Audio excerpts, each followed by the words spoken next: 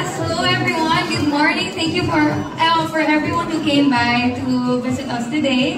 And of course, I want to thank all of the supporters, all of the fans who are always there for us, for the love, for the trust, and for the support. Grabe, sobrang thankful. And of course, I want to thank also Sparkle GMA and PBB ABS. Thank you so much for this opportunity. Hindi ko po talaga in-expect na abot ako dito to be called fourth big placer, to be even part of PBB. Pero sobrang grateful ako for all of the blessings that came my way. So thank you po lahat. Thank you. Ako sobrang nasasepangs talaga ako.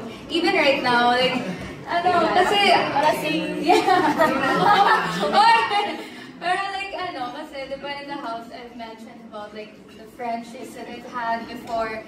And I'm happy na sa house na yun, I've built a family with them. Like, nahanap ko yung core ko here sa Manila. And yung core ko na, I know will last a lifetime talaga. And sobrang happy talaga ako with the people that I've met. Yung mga tao na to, yung mga kasama namin, bihira nilang ito mahahanap. Kaya gusto ko sila like, nakawakan talaga na hindi ko sila kayang ilan ko. Ayan, kasi sobrang masaya talaga ako sa nabuo namin.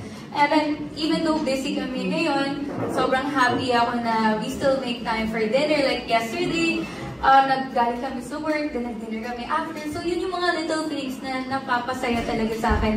Just spending time with them, catching up with them, sobrang happy talaga ako with all those moments.